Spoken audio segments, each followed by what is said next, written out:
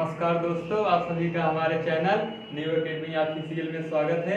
तो दोस्तों, इसकी पिछले क्लास में हम लोगों ने हिंदी सिलेबस के बारे में डिस्कस किया था। उसमें हम लोगों ने क्या जाना था कि टॉपिक के बारे में और कहाँ से कितने क्वेश्चन बनते हैं इसके बारे में जाना था। तो आज की इस क्लास में हम लोग क्या पढ़ेंगे?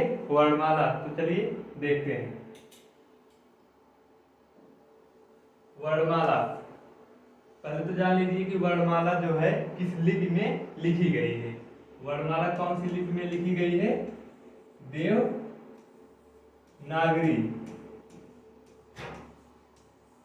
देवनागरी लिपि में। लिपि का मतलब क्या होता है? लिखने का ढंग या लिखावट। लिखने का ढंग या लिखावट। आगे लिख दीजिएगा, लिखने का ढंग या लिखावट। यानी जितने भी देश में जितने भी भाषाएं हैं सबकी अपनी अलग अलग लिपि होती है। उसे क्या कहते हैं? लिपि कहते हैं। यानी सबकी अलग अलग भाषाओं का लिखने का जो तरीका होता है वो अलग अलग होता है। चलिए आगे देखते हैं, वर्णमाला कौन सी लिपि में लिखी गई है? देवनागरी लिपि में। अब चलिए आगे देखते हैं कि वर्ण क्या होता है। वर्ण क्या होता है? ध्वनि के सबसे सूक्ष्म रूप को। ध्वनि के सबसे सूक्ष्म रूप को। सूक्ष्म का मतलब क्या होता है? छोटा।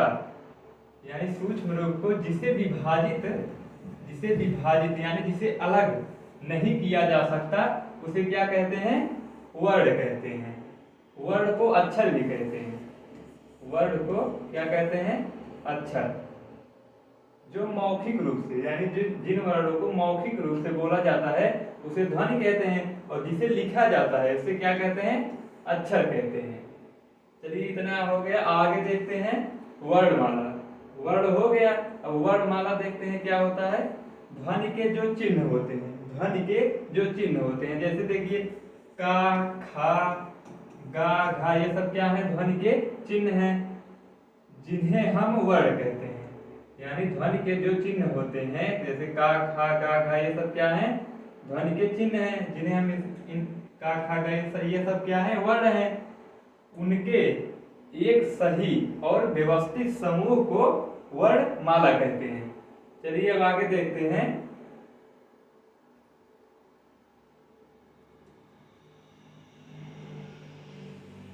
आगे देखिए, आगे क्या है?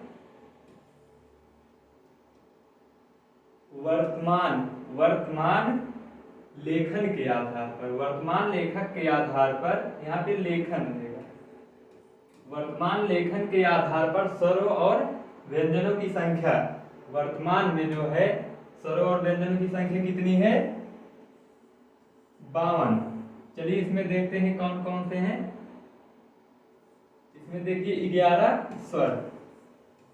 11 स्वर और 2 अयोगवाक। उसके बाद है 25 जो है स्पर्श व्यंजन। 25 क्या है? स्पर्श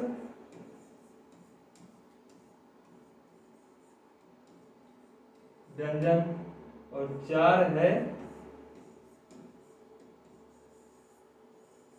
संयुक्त व्यंजन। और 4 है ऊष्म व्यंजन। ऊष्म व्यंजन। उसके बाद 4 स्पर्श, 25 स्पर्श, 4 संयुक्त, 4 ऊष्म और 4 अंतस्थ व्यंजन। अंतस्थ। और 2 क्या है? द्विगुण व्यंजन। द्विगुण व्यंजन।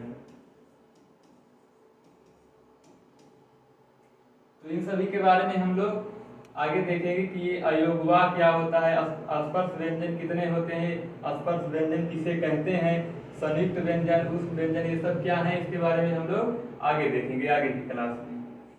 चलिए अब आगे देखते हैं कि ये तो हो गया वर्तमान लेखन के आधार पर स्वरों और व्यंजनों की संख्या। और आगे देखते हैं कि कामता प्रसाद गुरु के अनुसार। वर्तमान लेखन के आधार पर हो गया। आगे है कि कामता प्रसाद गुरु के अनुसार जो है स्वरों और व्यंजनों की संख्या कितनी है इसको देखते हैं।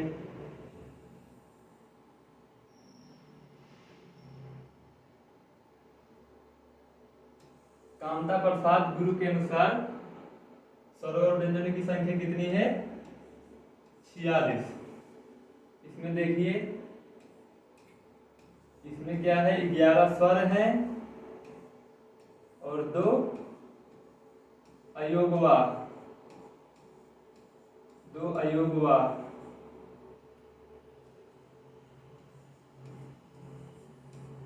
तो आप लोग इतना ही जानिए कि 11 स्वर 2 अयोगवाह। अब अयोगवाह, संयुक्त व्यंजन, ये सब हम लोग आगे की क्लास में जानेंगे कि अयोगवाह किसे कहते हैं, इसमें कौन कौन से आते हैं, कौन कौन से वर्ड, इसको हम लोग आगे की क्लास में जानेंगे। और 33 जो है व्यंजन वर्णों की संख्या, व्यंजन वर्णों की संख्या। तो टोटल यहाँ पे कितना हो गया? आप इसको जब ऐड करेंगे तो टोटल 46 आएगा। 33 2 35 11 46। अब देखते हैं उच्चारण के आधार पर। अगला क्या है? उच्चारण के आधार पर। तो एग्जाम में पूछा गया था कि उच्चारण के आधार पर स्वरों की संख्या कितनी है, तो कितनी है? 10। पहले देख लीजिए कि उच्चारण के आधार पर वर्णों की संख्या टोटल कितनी है? 45।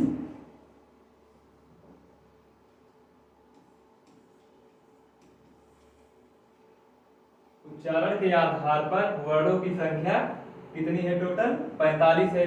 इसमें जो है 10 स्वर हैं, 10 स्वर हैं। इसमें जो री है इसको नहीं लिया गया है।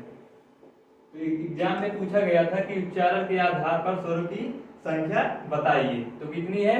10। इसको आप लोग ध्यान में रखिएगा। उसके बाद देखिए इसमें और 27 जो है स्पर्श व्यंजन, 27 स्पर्श व्यंजन। इसमें जो है जो 2 द्विगुण व्यंजन है, जो 2 द्विगुण व्यंजन, द्विगुण व्यंजन जो है इनको भी ऐड कर लिया गया है। होते तो 25 स्पर्श व्यंजन है, लेकिन जो 2 द्विगुण व्यंजन है, 2 द्विगुण व्यंजन है, तो इनको भी ऐड कर लिया गया है। तो टोटल कितने हो गए? 27।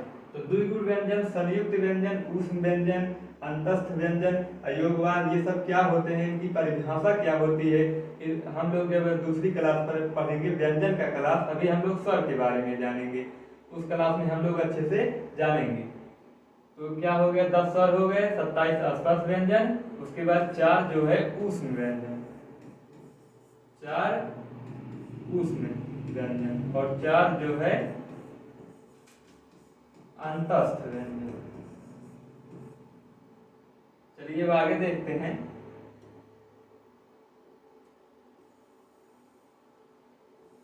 ये देखिए एग्जाम में क्वेश्चन पूछा गया था कि स्पर्श व्यंजनों की संख्या कितनी है? स्पर्श व्यंजनों की संख्या कितनी है? 25। और वर्णमाला में स्वरों की कुल संख्या कितनी है? यहाँ पे कुल लिख लीजिए, स्वरों की कुल संख्या कितनी है। जब कुल संख्या पूछे तो आप कितना बताएंगे? 13। वर्णमाला में जब कुल स्वरों की संख्या पूछी जाए तो 13 बताएंगे। और यहाँ पे और एक बात ध्यान दीजिएगा, जब उच्चारण के आधार पर, उच्चारण के आधार पर जब पूछा जाए व्यंजनों की संख्या तो आप कितना बताएंगे? 27। इसमें देखिए केवल सिंपल स्पर्श व्यंजनों की संख्या पूछा गया है, तो आप क्या आंसर देंगे? 25। जब उच्चारण के आधार पर पूछा जाए तो आप क्या आंसर बताएंगे? 27। तो वर्णमाला में कुल स्वरों की संख्या कितनी है? 13।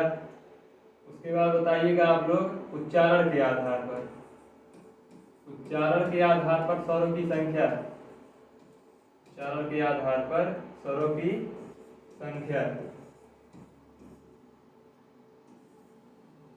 चलिए आगे देखते हैं। आप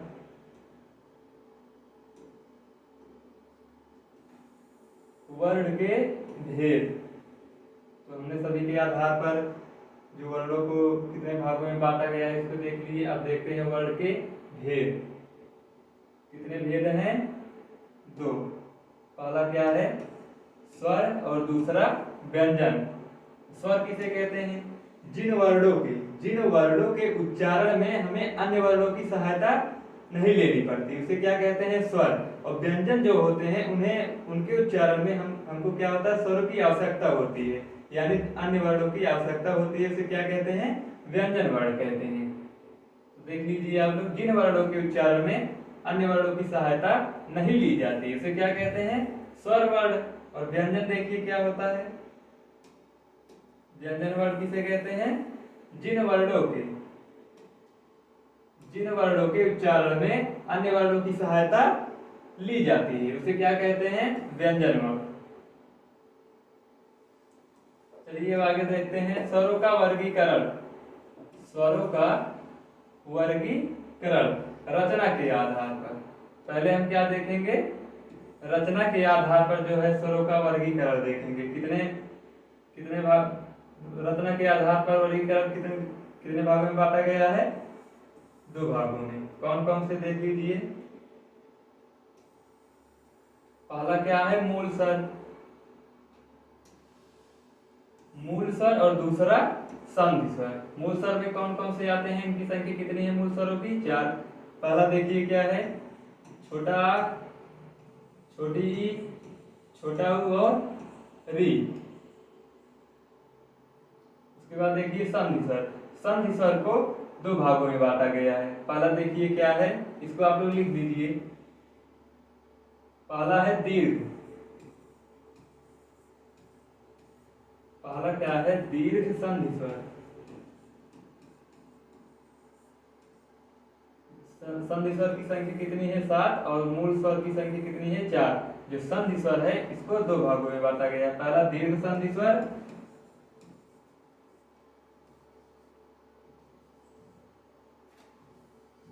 और दूसरा क्या है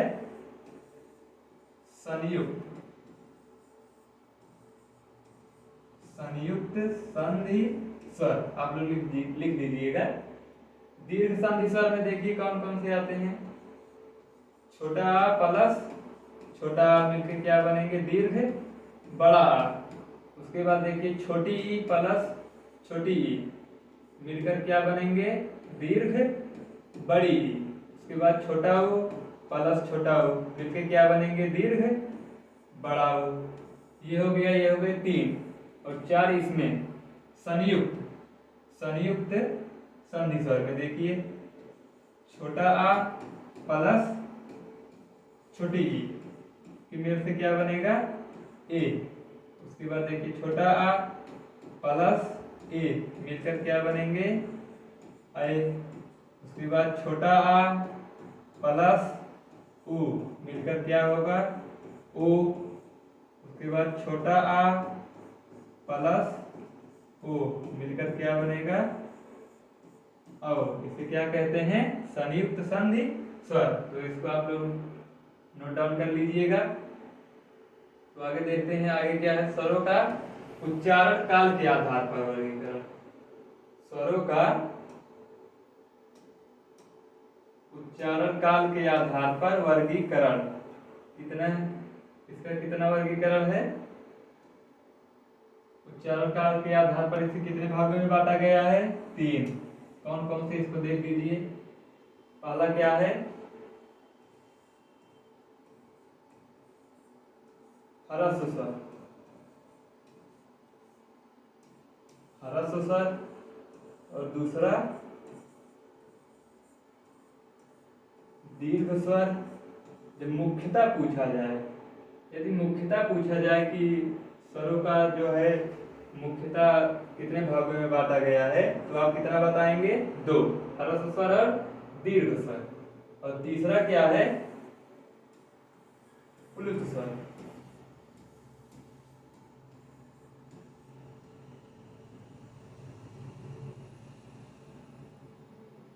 तीसरा क्या है प्लुत स्वर। चलिए इसको देख लेते हैं, इसकी परिभाषा देख लीजिए। ह्रस्व स्वर जिनके उच्चारण में यानी जिन स्वरों के उच्चारण में कम समय लगता है, जिन स्वरों के उच्चारण में कम समय लगता है।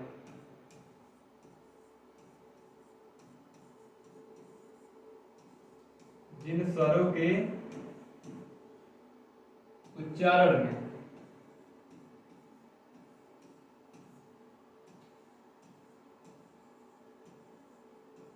क्या होता है, कम समय लगता है, उसे क्या कहते हैं, ह्रस्व स्वर कहते हैं। और दीर्घ स्वर किसे कहते हैं, जिनके उच्चारण में हर्ष स्वर से थोड़ा अधिक समय लगता है, उसे क्या कहते हैं, दीर्घ स्वर। तो हर्ष स्वर में क्या क्या आता है, देखिए, छोटा आ, छोटी ई, छोटा ऊ और री।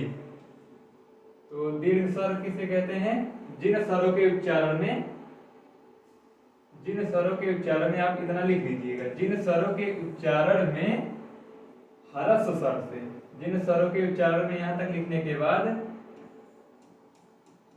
ह्रस्व स्वर से अधिक समय लगता है, अधिक समय लगता है, उसे क्या कहते हैं, दीर्घ स्वर कहते हैं। देखिए, जैसे बड़ा आ, बड़ी ई, बड़ा ऊ, ए, ऐ, उ और औ, ये सब क्या है, दीर्घ स्वर है। अगला देखिए, अगला क्या है, प्लुत स्वर। प्लुत स्वर क्या है, इसकी परिभाषा क्या है, इसमें जो है ह्रस्व दीर्घ यानी सबसे ज्यादा समय इनके यानी उच्चारण में, उच्चारण में, स्वरों के उच्चारण में सबसे ज्यादा समय किसमें लगता है, प्लुत स्वर में। ह्रस्व स्वर में क्या है, जिनके उच्चारण में कम समय लगता है, यानी सबसे कम समय किसमें लगता है, ह्रस्व स्वर में। उसके बाद दीर्घ स्वर में क्या होता है, ह्रस्व से थोड़ा अधिक समय किसमें लगता है, दीर्घ स्वर में। और सबसे ज्यादा समय उच्चारण करने में, स्वरों का उच्चारण करने में सबसे ज्यादा समय किसमें लगता है, प्लुत स्वर में। जैसे देखिए, एग्जाम्पल देखिए, जैसे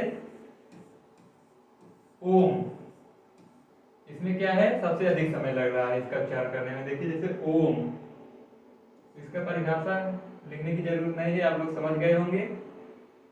चलिए आगे देखते हैं।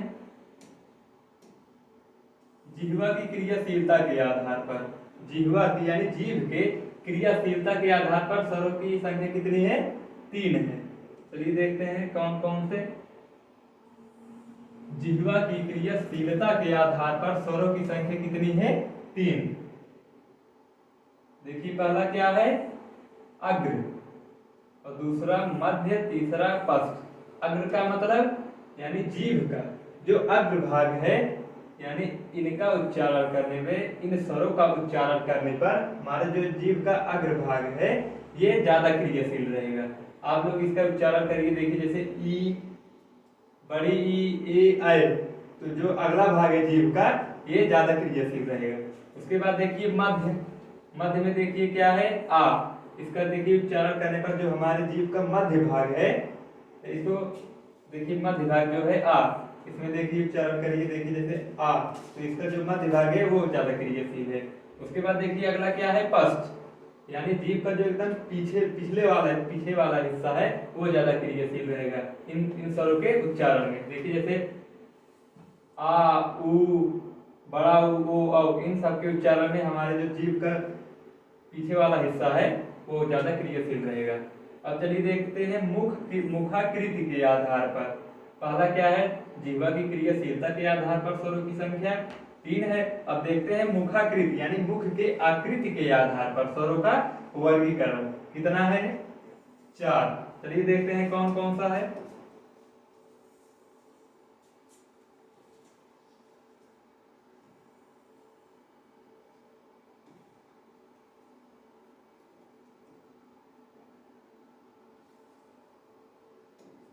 पहला देखिए क्या है, संवृत और अर्ध संवृत।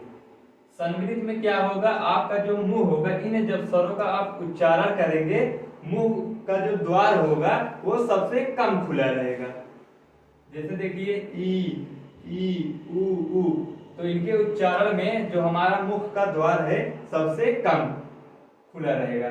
अर्ध संवृत में क्या होगा, संवृत की तुलना में, तो आप लोग यहाँ लिख लीजिएगा कि जब इन स्वरों का उच्चारण में मुख का द्वार, संवृत स्वरों के उच्चारण में मुख का द्वार सबसे सबसे कम। आप लोग समझने का ज्यादा प्रयास कीजिएगा, लिखने का कम। तो संवृत में क्या है, मुख का जो द्वार है वो सबसे कम खुला रहेगा। और अर्ध संवृत में क्या होगा कि संवृत की तुलना में थोड़ा अधिक मुख खुला रहेगा। संवृत की तुलना में, आप लोग उच्चारण कीजिए, देखिए ज्यादा समझ में आएगा। संवृत की तुलना में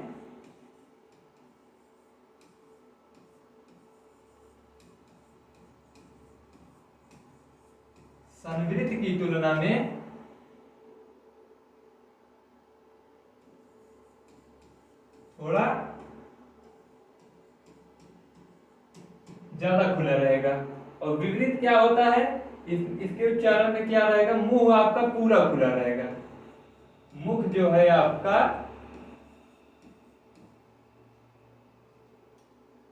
मुख पूरा खुला रहेगा। देखिए जैसे विपरीत आ, आज इसका जब उच्चारण करेंगे तो जब ये आपका मुख है वो पूरा खुला रहेगा। आप लोग उच्चारण करके देखिए, जैसे आ तो क्या है, मुख आपका पूरा खुला है। और अर्ध संवृत में क्या है, मुख आपका अर्ध, देखिए विपरीत में क्या है, पूरा खुला रहेगा। और अर्ध विपरीत यानी आपका मुख जो है आधा खुला रहेगा। उच्चारण करके आप लोग देखिए, आ ए और औ, इसमें आपका मुख जो है आधा खुला रहेगा। तो पहला देखिए, पहला क्या था संवृत, इसमें मुख का जो द्वार है सबसे कम खुला था। अर्ध में संवृत की तुलना में, अर्ध में क्या है, संवृत की तुलना में थोड़ा ज्यादा खुला रहेगा। और विपरीत में पूरा खुला रहेगा। और अर्ध विपरीत में आधा खुला रहेगा मुख का द्वार। अब चलिए आगे देखते हैं ओष्ठ की।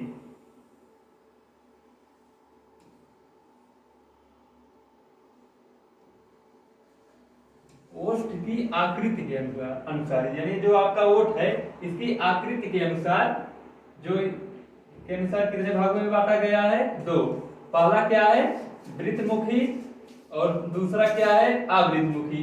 वृत्तमुखी यानी वृत्त की तरह मुख हो जाए, यानी जो आपका ये ओष्ठ है ये वृत्त की तरह हो जाएगा, वृत्त की तरह। जैसे देखिए उ ओ औ, तो आपका देखिए आप लोग उच्चारण कीजिए, देखिए आपका जो ये ओष्ठ है वृत्त की तरह हो जाएगा। और आवृत्त में देखिए आवृतमुखी यानी वृत्त की तरह नहीं होगा। जैसे देखिए छोटा आ, बड़ा आ, छोटी ई, बड़ी ई, ए। तो आप लोग उच्चारण कीजिए, ज्यादा समझ में आएगा। चलिए आगे देखते हैं, कुछ पॉइंट्स हैं, इसको देख लीजिए।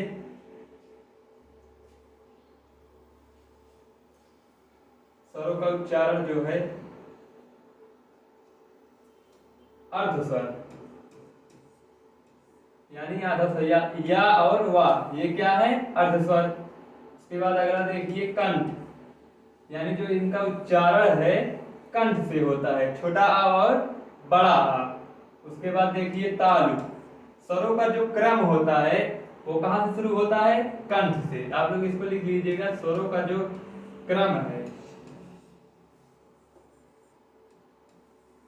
कंठ,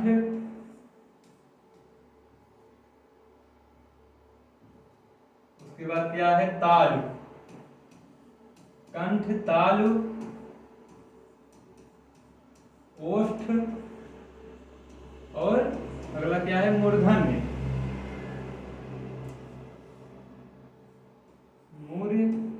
मूर्धन्य, तो जो स्वरों का जो क्रम है, जैसे देखिए आ, तो जहां कहां से इसका उच्चारण हो रहा है, कंठ से। देखिए पहला कंठ, पहला क्या है, कंठ। देखिए आ, ये इसका उच्चारण स्थान कहां से है, कंठ से। उसके बाद देखिए तालु, तालु से देखिए ई, देखिए इसका उच्चारण स्थान कहां से हो रहा है, तालु से। फिर देखिए उ, इसका देखिए ओष्ठ से। आप लोग जितना बोल के देखेंगे उतना ही ज्यादा समझ में आएगा। उसके बाद देखिए मूर्धन्य, मूर्धन्य से कहां से, मूर्धन्य देखिए री, जब ये जीभ है जब मुड़ के जब छुए तालु से, तो वहां पे क्या होता है, मूर्धन्य। देखिए री, तो आपका जीभ जो है वो अगला भाग जो है मुड़ रहा है। आगे देखिए, आगे अगला क्या है, कंठ ओष्ठी।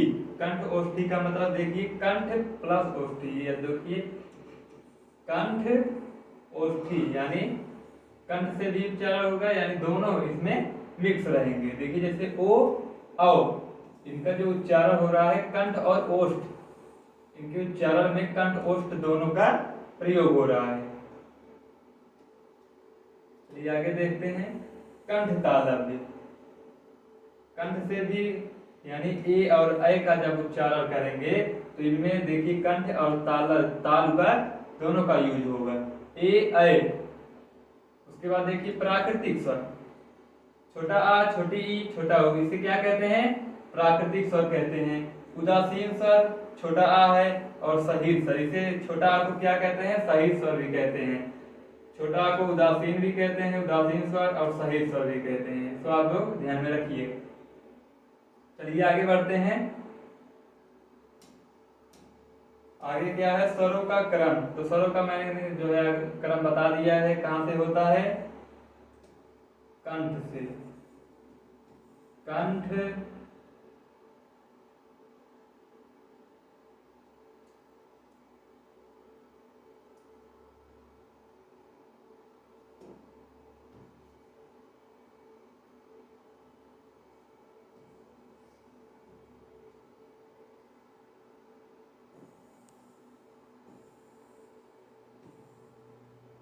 क्या था? स्वरों का क्रम कहां से होता है? शुरू कंठ से। देखिए जैसे आ कहां से हो रहा है? कंठ से। उसके बाद ई, उसके बाद क्या है? तालु। इसको मैंने ऊपर ही बता दिया था, कंठ तालु, उसके बाद आ ई, उसके बाद उ। देखिए ओठ से, कंठ तालु ओष्ठ और लास्ट वाला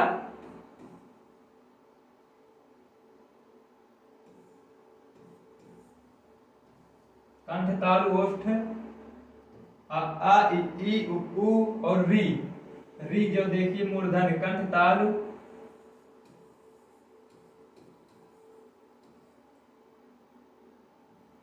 यहाँ पे देखिए दोस्तों थोड़ा सा मिस्टेक हो रहा है। स्वरों का जो क्रम है कहा क्या है?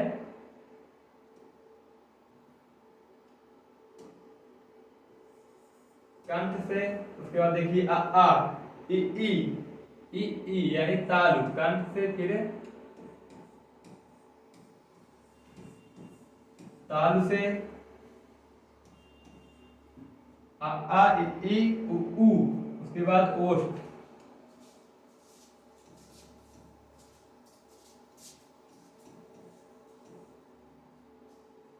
ए आए मूर्धन्य, कंठ तालु ओष्ठ और मूर्धन्य। अब देखिए वायु उच्चारण के अनुसार, वायु उच्चारण के अनुसार स्वरों का वर्गीकरण।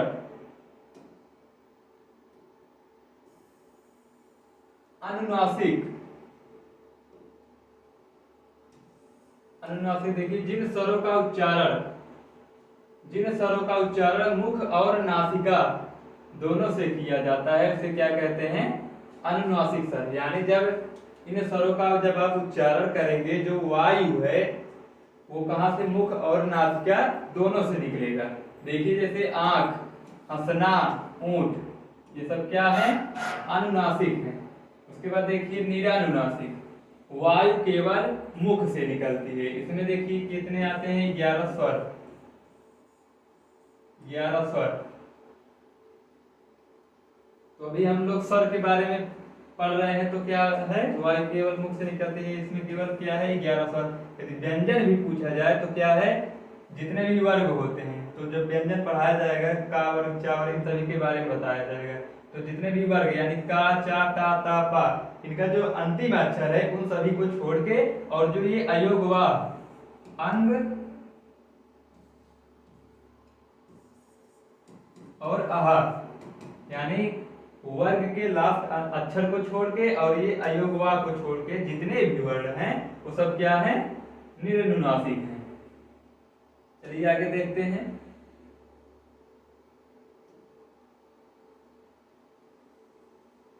उसके बाद है अनुस्वार।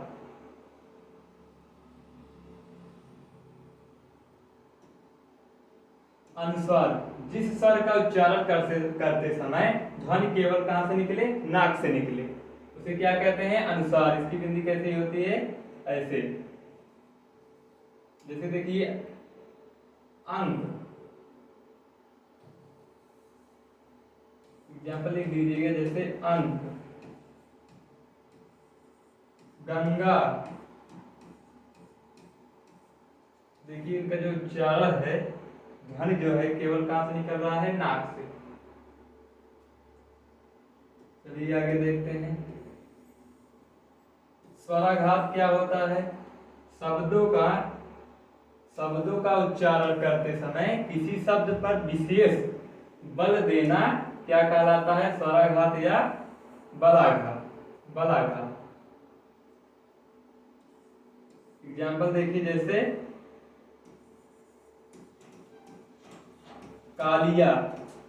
जब आप लोग इसका उच्चारण करेंगे तो देखिए कालिया, तो या पे जो है ज्यादा बल पड़ रहा है, तो इसे क्या कहेंगे? स्वराघात।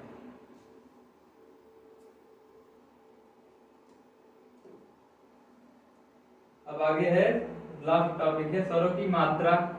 चलिए देख लेते हैं स्वरों की मात्रा। ये जब आप लोग छंद पढ़ेंगे तो ये काम आएगा। छोटा आ, बड़ा आ, छोटी, बड़ी, छोटा ऊ, बड़ा ऊ और री। ए, ऐ, ओ, औ, अंग और आहा। चलिए देख लीजिए इसकी मात्रा क्या होती है। जो आ है, छोटा आ, ये अमात्रिक है, यानी इसकी कोई मात्रा नहीं होती। और बड़ा आ की मात्रा कैसे होती है? ऐसे। छोटी ई की मात्रा ऐसे, और बड़ी ई की मात्रा इस तरह। छोटा ऊ, बड़ा ऊ और री। री की मात्रा कैसे होती है? ऐसे। जैसे देखिए कृषि, जब आप का लिखते हैं इसके नीचे कैसे करते हैं आप? ऐसे। तो ये क्या है? ये री की मात्रा है, तो कैसे हो जाएगा? ऐसे। फिर देखिए ए की मात्रा हो गया। उसके बाद ऐ की मात्रा पे डबल बार। उसके बाद ओ की मात्रा ऐसे, फिर औ की मात्रा ऐसे, फिर अंग की मात्रा इस तरह और आह की मात्रा ऐसे। तो दोस्तों स्वर की मात्रा हो गई। इसके बाद है व्यंजन। स्वर के बारे में हम लोगों ने पढ़ लिया, अब बचा क्या है? व्यंजन। तो व्यंजन को हम लोग क्या है अगले क्लास में पढ़ेंगे। तो इस क्लास में इतना ही जानेंगे। अब आगे की क्लास में हम लोग व्यंजन के बारे में जानेंगे। तो आज के लिए बस इतना ही। मिलते हैं फिर एक नए वीडियो में। तब तक के लिए जय हिंद, जय भारत, वंदे मातरम।